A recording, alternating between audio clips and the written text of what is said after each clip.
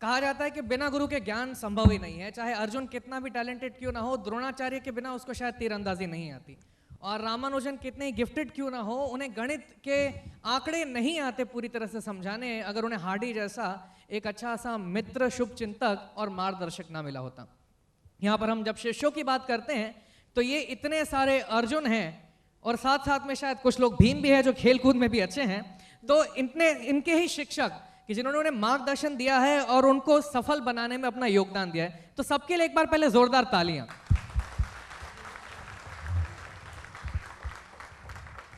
इससे पहले के सेशन में जैसे हुआ था, आप अपने कुछ सवाल जवाब जो इन टॉपर्स को या उनके मेंटर्स, फैकल्टीज को पूछना चाहें, एक स्लिप में लिख के यहाँ प्रोवाइड कर सकते हैं। वो सवाल पूछे जाएंगे या लाइव क्वेश्चन भी। पर मैं भी अपनी तरफ से कुछ सवाल पूछना चाहूंगा। मैं सीरियस नोट से शुरू करने से पहले तो स्मिथ को पूछना चाहूंगा। स्मिथ, पढ़ाई में इतने अच्छे हो पर 100% अटेंडेंस, कौन सी चक्की का आटा खाते हो भाई? एक्चुअली पहले से ही ऐसे पेरेंट्स ने गाइड किया कि स्कूल तो जाना ही है, क्योंकि स्कूल से ही सब सीखना मिलेगा। तो वो एक पहले से ही पेरेंट्स ने बताया कि गाइड किया उस तरफ कि नहीं, स्कूल इम्पोर्टेंट है, वहाँ पे भी स्टडी होगा, वहाँ पे भी सीखने मिलेगा। जी, बहुत अच्छी बात है। उत्कर्ष, आपकी बात करें तो जेई मेन की एग्जामिनेशन में ऑल इंडिया रैंक 47 है और एडवांस का ऑल इंडिया रैंक 130 है। इस गैप फिलिंग की बात करें, मतलब ये रैंक मेंटेन करना और इतना बेहतरीन रैंक लाना और उसके गैप फिलिंग के लिए जो भी मेहनत करनी पड़ती है, उसके बारे में आप क्या कहेंगे? How did you prepare for that? पहले तो मैं थैंक यू कहना चाहूँगा, मुझे यहाँ बुलाया गया। आपका क्वेश्चन का आंसर कि गुजरात बोर्ड और जेडब्ल्यू अलग तो है, ऐसा नहीं है कि 100% आपको एक ही सिलेबस मिलेगा, दोनों में फ़र्क है। पर अगर आप गुजरात बोर्ड में जाते हैं तो आपको 1 महीने का टाइम लास्ट में चाहिएगा। वो 1 महीना सफिशिएंट होता है मेरे हिसाब से कि आप कोई भी सेमेस्टर में आप बीट कर सके अच्छे मार्क्स से। So I think that time is sufficient for any of the exams. Devang, मैं आपकी लिस्ट देख रहा था, पढ़ाई में तो अच्छे हो। पहले कहा जाता था पढ़ोगे लिखोगे बनोगे नवाब, खेलोगे कूदोगे होगे खराब।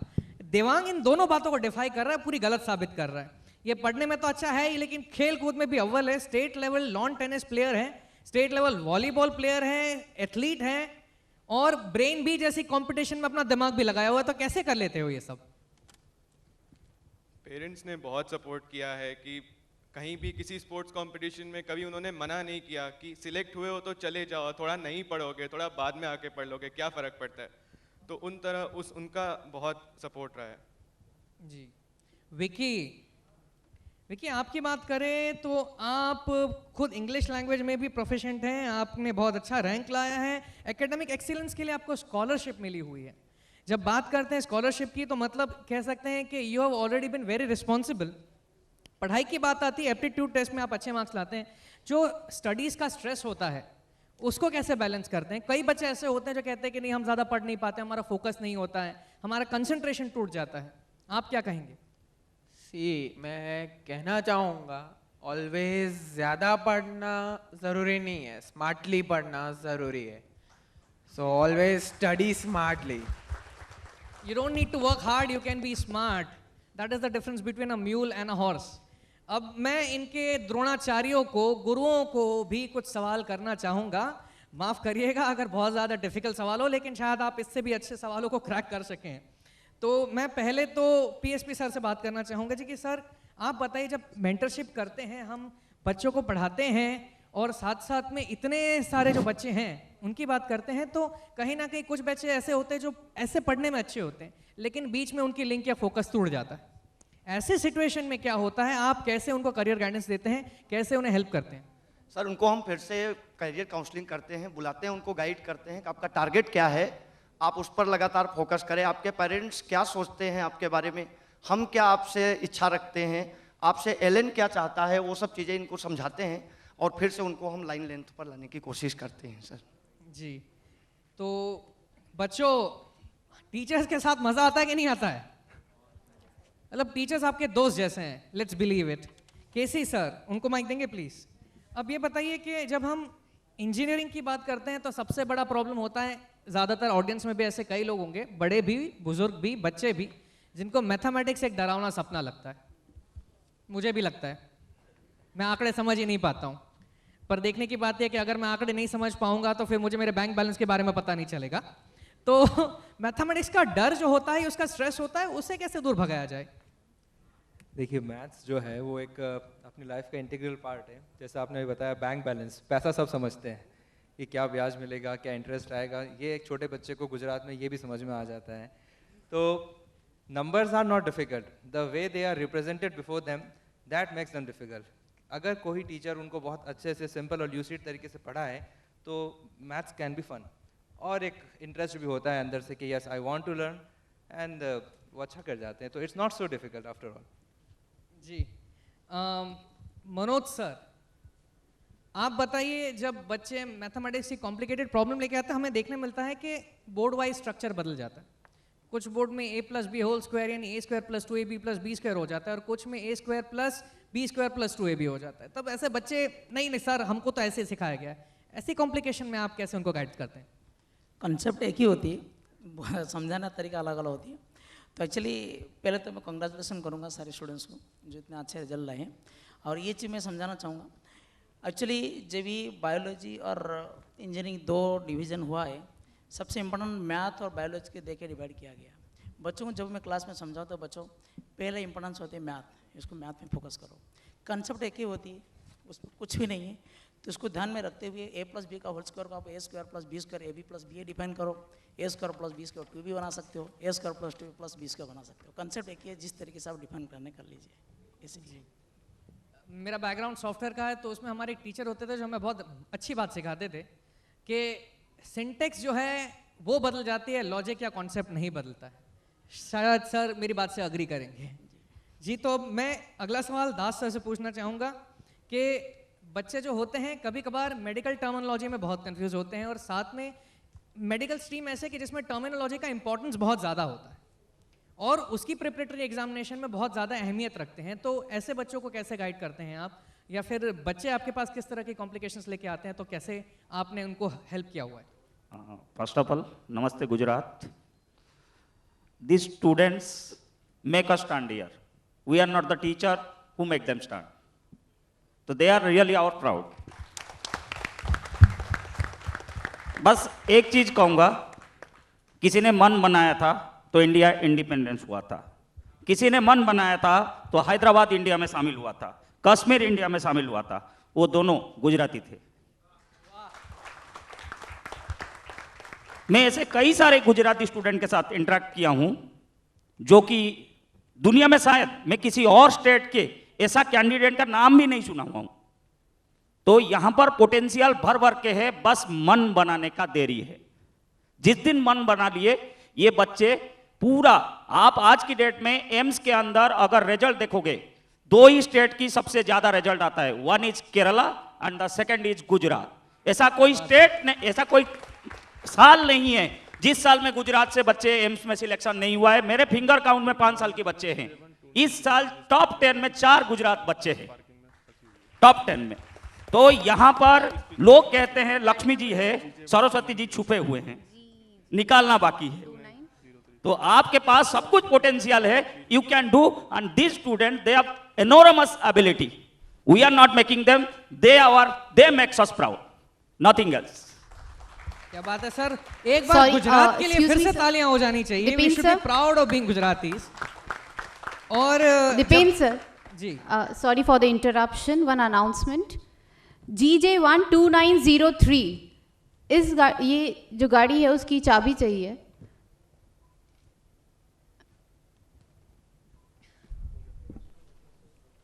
Thank you sir. शायद कहीं पार्किंग में अरेंजमेंट करनी होगी इसलिए, बट हम अपने सेशन में आगे बढ़ते हैं। जब लक्ष्मी और सरस्वती की बात चली तो हम घर की बेटियों को कैसे भूल सकते हैं। आज का दौर बदल गया, आजकल लड़कियां जो हैं वो काफ़ी आगे बढ़ रही हैं, चाहे वो साइना नेहवाल जैसी स्पोर्ट्स में हो या फिर सुनीता विलियम्स जैसे एस्ट्रोनॉट हो।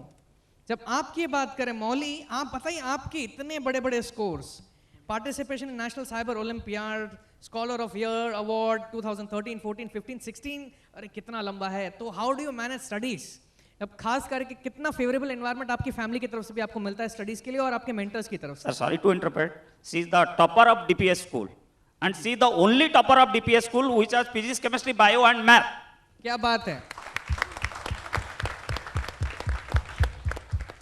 तो अब अब तो आपको आपकी सफलता का राज बताना ही पड़ेगा। यहाँ पर कितनी एस्पायरेंट्स बेटियां होंगी, पेरेंट्स होंगे जो अपने घर में भी एक मौली चाहते होंगे?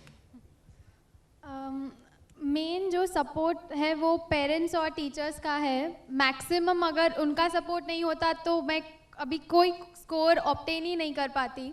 जो एनवायरनमेंट मुझे टीचर्स ने दिया, जो मुझे घर पे मिला, वो बहुत ड्राइविंग फैक्टर था मुझे और स्कोर करने में। एंड बस कंसिस्टेंटली रिवीजन करते रहो, कंसिस्टेंटली पढ़ते रहो तो कुछ डिफ़िकल्ट नहीं होता है। जी, अब हमारे सेशन में आगे बढ़ते हुए हमने ऑडियंस की तरफ से कुछ सवाल हों तो कहा था कि आप प्रेजेंट कर सकते हैं। आप हमारे जो टॉपर्स हैं उनको पूछना चाहें या उनके मेंटर्स को पूछना चाहें तो we are there for you. तो जिनके भी सवाल हो, या तो आपने स्लिप पास की हो या फिर माइक चाहें तो माइक से भी पूछ सकते हैं। Yes please. मेरी लड़की निरमा में पढ़ती है जी, और 11th में आई है। तो उसको निरमा में कितने घंटा पढ़ना, 3 बजे आती है और बाद में वो LN ज्वाइन करती है, तो कितने घंटा पढ़ना चाहिए और कैसे पढ़ना चाहिए वो मुझे बताइए प्लीज़। आप किसी भी फैकल्टी या मेंटर से सवाल पूछ रहे हैं कि स्टूडेंट से? स्टूडेंट या टीचर्स, दोनों बिना के आप मुझे कह सकते जी, हैं। मैं पहले रिक्वेस्ट करूंगा कि बाल्दी सर आप थोड़ा इस पे अपना एक पॉइंट ऑफ व्यू दें। एक्चुअली जितना टाइम दे सके पढ़ाई को उतना बढ़िया है, क्योंकि हमारे पास अगर समय है और हम टाइम ना दें तो सबसे गलत बात वही होती है। एक लंबे स्ट्रेच नहीं देना चाहिए पढ़ाई को, सिंपल इसी बात कहूँगा। और टाइम टेबल कभी भी, क्योंकि आपकी बॉडी को, मीन्स बच्चा खुद अपनी बॉडी को समझता है कि वो रात में जगना पसंद करेगा, सुबह उठना पसंद करेगा।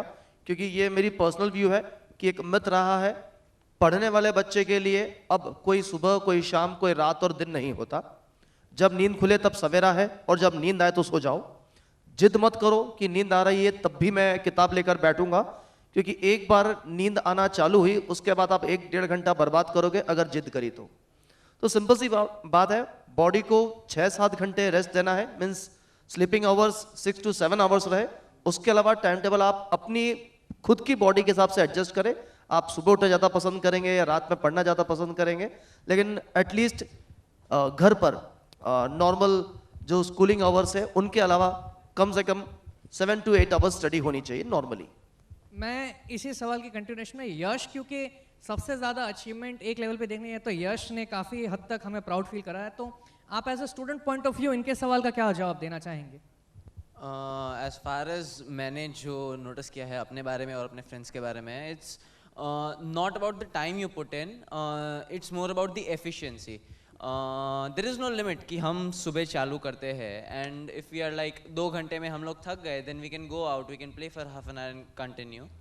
और else if you have that urge from the inside कि आप कर सकते हैं और कर सकते हैं, you can go on till 2 at night. It's all about the effort you put in, as long as you are efficient rather than counting the time that you've put in. So work while you work and play while you play. खेलने के समय खेल कूद कर लो, relax हो जाओ, लेकिन जब काम करने बैठो तो पूरे मन के साथ काम करने बैठ जाओ। दूसरा सवाल किसी को पूछना हो तो ऑडियंस में से जी, यहाँ पर माइक पास करेंगे please. I would like to know how many students are there from GSV board, from these toppers. Gujarat board वाले बच्चे अपना हाथ ऊपर करेंगे, थोड़ा प्रॉपर्ली ऊपर कर दे तो उनको दिख जाए।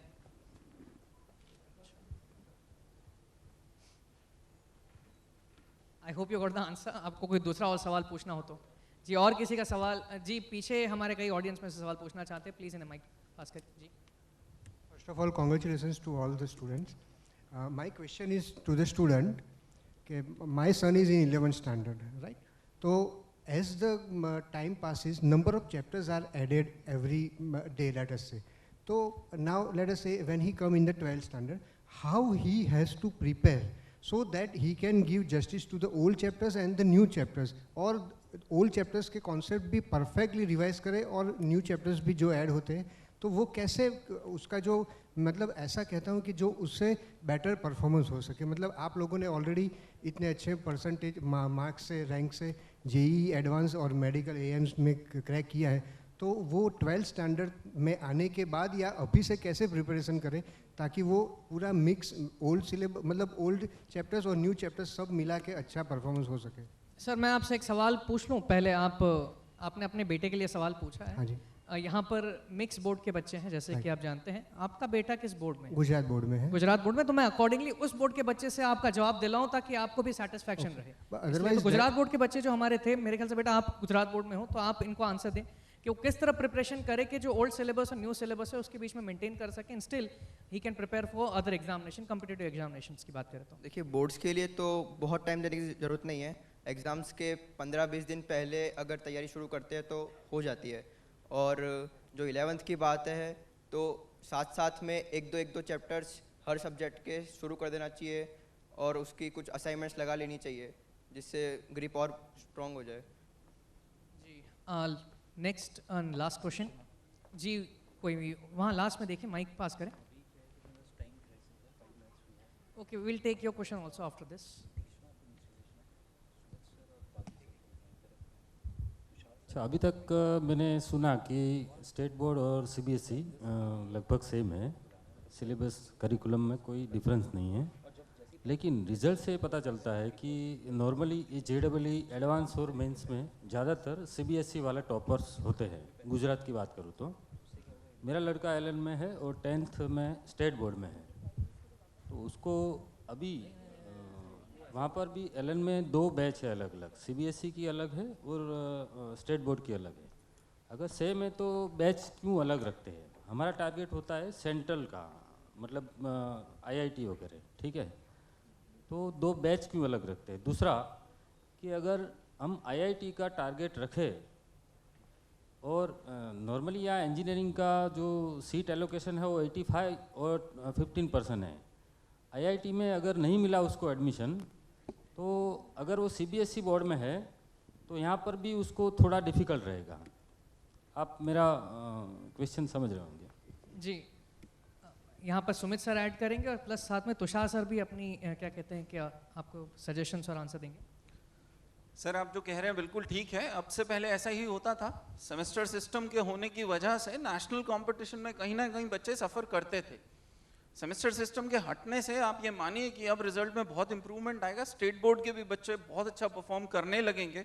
और ये जो बच्चे हैं जिन्होंने अभी स्टेट बोर्ड के रहते हुए भी परफॉर्म किया है, ये बच्चे बोर्ड को अपने ऊपर हावी नहीं होने देते। ये बच्चों ने बोर्ड वाला डिफरेंस अपने ऊपर कभी क्रिएट नहीं किया। बोर्ड के जब भी सेमेस्टर एग्जाम्स आते हैं 15 दिन का गैप लेते हैं, बाकी अपना जेई एडवांस का प्रिपरेशन निरंतर इन्होंने 2 साल तक करते रहे। आने वाले वक्त में भी यही हम उम्मीद कर रहे हैं। अगर सेमेस्टर सिस्टम नहीं रहता है तो बच्चे को यही स्कोप मिलेगा, यही अपॉर्चुनिटीज मिलेंगी और वो सीबीएसई के पार पे रहेगा। अगर आपका बच्चा आज 10th में है और जीएसईबी में है, हमने अभी कैटेगराइजेशन आपके बच्चे के लिए नहीं किया, पर हमने बहुत सारे दूसरे बच्चों के लिए किया है जिनकी प्राथमिकता अपना बोर्ड है। ऐसे बहुत सारे बच्चे हैं स्टेट में, बहुत सारे बच्चे हैं जो सीबीएसई और जीएसईबी अलग अलग रहते हुए ही पढ़ना चाहते हैं। सीबीएसई का बच्चा अपने बोर्ड के अनुसार पढ़ना चाहता है, जीएसईबी का बच्चा अपने बोर्ड के अनुसार पढ़ना चाहता है। वो स्कूल को इंपॉर्टेंस देते हुए चलता है, स्कूल का सिलेबस क्या चल रहा है उसके आधार पर चलता है, इसलिए हमें ये बाइफर्केशन करना पड़ा। पर 11th और 12th में अगर सीबीएसई और जीएसईबी एक ही प्लेटफॉर्म पर हैं, एक ही स्ट्रक्चर पे हैं, तो हमें अलग करने की आवश्यकता नहीं है। अब से पहले तक हम भी सीबीएसई और जीएसईबी 11th स्टैंडर्ड में और 12th स्टैंडर्ड में अलग अलग करते थे, क्योंकि गुजरात बोर्ड के बच्चे की प्राथमिकताएं स्टेट में रुकने की ज़्यादा होती हैं और सीबीएसई वाले बच्चे की नेशनल कंपटीशन फाइट करके स्टेट से बाहर जाने की प्राथमिकताएं होती हैं। अगर गुजसेट आता है इंजीनियरिंग में और सेमेस्टर सिस्टम हटता है तो वापस जीएसईबी और सीबीएसई को अलग करना पड़ेगा। और गुजसेट अगर नहीं होता है इंजीनियरिंग में, बच्चे क्लियर हैं कि उनको एडवांस ही प्रिपेयर करना है, तो जीएसईबी और सीबीएसई को हम एक जैसे स्ट्रक्चर पर रन कर सकते हैं। ये सिर्फ स्टूडेंट्स की रिक्वायरमेंट, स्टूडेंट्स के ज़रूरत के अनुसार कैटेगराइजेशन करना पड़ा है। एक्चुअली मैं थोड़ा सा इसमें ऐड करना चाहूँगा कि गुजरात के अंदर जो ओवरऑल एक हमारी सोच रही है वो गुजरात से बाहर नहीं जाने की रही। इसकी वजह से हमारा टारगेट आईआईटी पहले बहुत समय तक रहा ही नहीं। अगर आप ओवरऑल ऑब्जर्व करेंगे, आईआईटी का कोई स्टेट कोटा नहीं है और कोई बोर्ड बेस कोटा नहीं है, राइट। तो अगर हमारे बच्चे धीरे धीरे करके, अगर अभी आप सर्वे देखेंगे और पिछले 3-4 साल का ग्राफ भी देखेंगे, तो IIT में नंबर ऑफ स्टूडेंट्स के जाने की फिगर जो है वो बढ़ने लगी है। जेई मेंस के हिसाब से वो काफ़ी इम्प्रूव हो गया था, वापिस क्यों सरकार या क्यों पब्लिक ऐसा चाहती है? वैसे तो कोई छोटी सी भी चेंज नेशनल लेवल पर होती है तो हम सुप्रीम कोर्ट तक पहुंच जाते हैं। अभी गुजकेट वापिस जो ला रहे हैं, शायद गुजरात में कोई नहीं चाहता, राइट। तो हम उसको क्यों अपोज नहीं कर रहे हैं? अगर हमारे बच्चे जब तक कॉमन नेशनल प्लेटफॉर्म पर IIT को टारगेट नहीं करने लगेंगे, तब तक ये डिफरेंस क्रिएट होता ही रहेगा, राइट। और ये डिफरेंस सिर्फ इसीलिए है कि लोगों के टारगेट अलग अलग है। अगर जेई एडवांस और IIT टारगेट है, सेकेंड लेवल पर जेई मेन से Nirma, PDPU, Dhirubhai Ambani and Surat NIT, DDIT जो DDU है, उनमें 50% सीट अभी भी ऑल इंडिया मेरिट से जेई मेन से मिलती है। तो why we don't target national only, right? Why we target state quota and state seats? That is a major problem, और कोई नहीं है। जैसे जैसे जैसे नीट हो गया, अब नीट में शायद ही कुछ करने की जरूरत पड़ेगी। नीट में जैसे ये सेमेस्टर सिस्टम कंफर्म हो गई और जैसे गुजरात बोर्ड का सिलेबस मैच हो गया NCERT से, फिर पूरे गुजरात के बच्चे एक समान एजुकेशन लेंगे नीट के लिए। अब ऐसा जैसे इंजीनियरिंग में हो जाएगा, ऑटोमेटिक हो जाएगा। Thank you. तो ये सेशन हम पूरा करते हैं और जैसे ही हमारे कार्यक्रम की समाप्ति की ओर हम आगे बढ़ रहे हैं, तो मैं अनुश्री जी से अनुरोध करूंगा कि आगे के कार्यक्रम की जो भी अनाउंसमेंट है वो करें।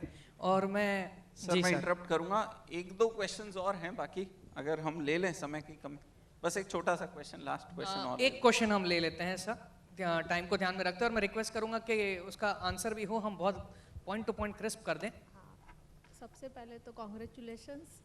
मैं बच्चों से पूछना चाहूँगी कि 11th-12th स्टैंडर्ड में आप कितने घंटे स्कूल में बिताते थे, कितने घंटे एलन में बिताते थे, और तीसरा मोस्ट इम्पॉर्टेंट क्वेश्चन, आप अपनी नोट कैसे बनाते थे?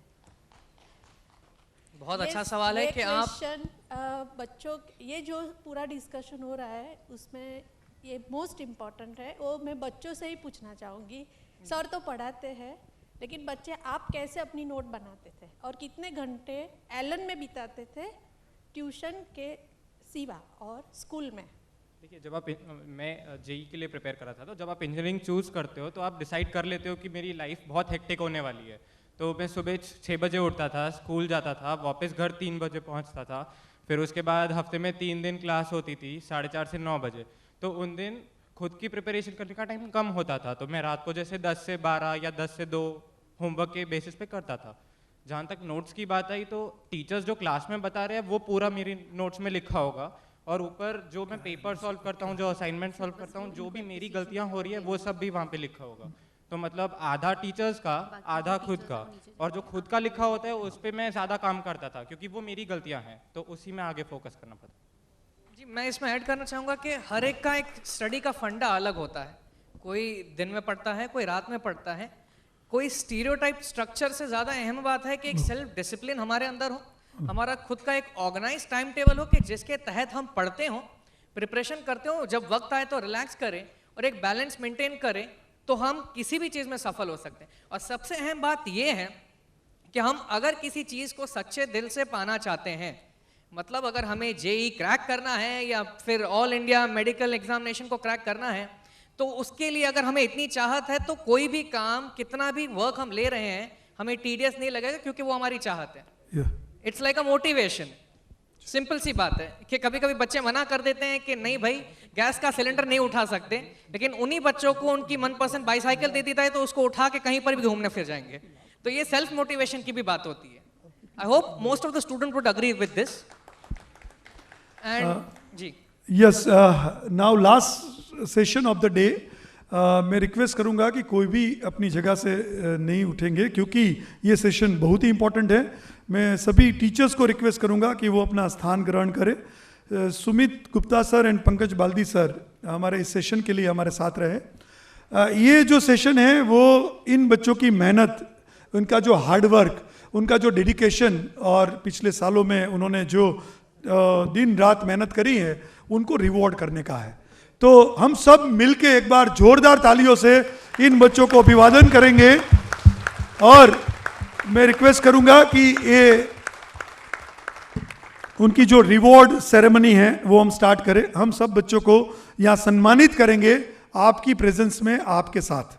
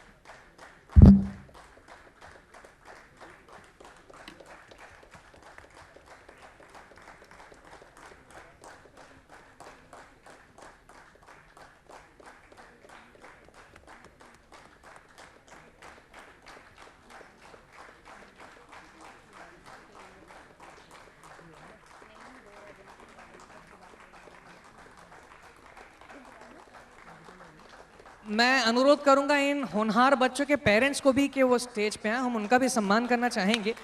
क्योंकि देखने की बात यह है कि किसी भी इंस्टीट्यूशन की बात करें तो सबसे पहले टीचर ही हमारे माता पिता होते हैं, तो हम उन्हें भी बुलाना चाहेंगे। और जैसे कि अभी हमारी जो बात चल रही है, एक भी बच्चे ने ऐसा नहीं कहा कि पेरेंट्स के सहकार के बिना, पेरेंट्स के सपोर्ट के बिना, पेरेंट्स के कॉपरेशन के बिना, पेरेंट्स के डेडिकेशन के बिना वो यहाँ पहुँचा हो।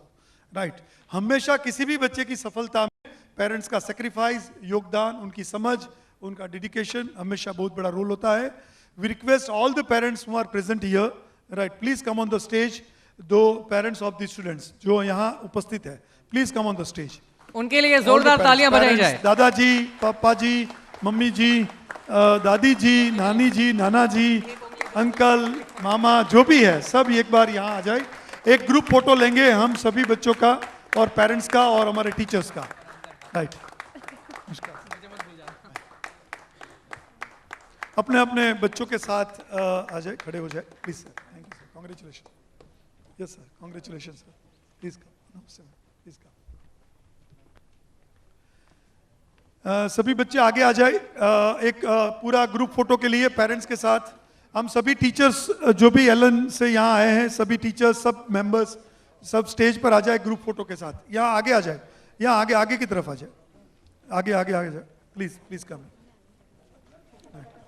Please come in front. Right, हम ऐसा करेंगे कि सभी बच्चे जो हैं, राइट, वो आगे आ जाए, पेरेंट्स उसके पीछे आ जाए। All the students come in front. Right, उसमें दो रो बना दे। हाँ, आप बच्चे को ऐसे बैठ जाए यहाँ नीचे, हाँ, और पेरेंट्स पीछे आ जाए। हाँ, हनुमान जी वाली स्टाइल। यस, जय बजरंग बली, आ जाओ। या हम सारे पेरेंट्स जो और सभी लोग, सब सारा ऑडियंस में सारे गेस्ट जिन्होंने भी हमारे साथ यहाँ उपस्थित रहे और अपना कीमती समय दिया, हम सबका आभार व्यक्त करते हैं। All the parents, all the students from the Ahmedabad and others जो यहाँ आए, हम इन व्यवस्थाओं के लिए सबका आभार व्यक्त करते हैं। हम दीपेंद्र सर जिन्होंने एंकरिंग करके और इस टॉक शो को सक्सेसफुल बनाया, उसके लिए उनके आभारी हैं। अनुश्री मैम, उन्होंने अपने एंकरिंग से आज के प्रोग्राम को जो जीवंत बनाया। इस ऑडिटोरियम, इस सभागृह के व्यवस्था के लिए हम उनका आभार व्यक्त करते हैं.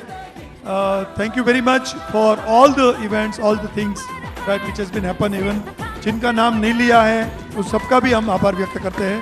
Thank you very much. Thank you for this.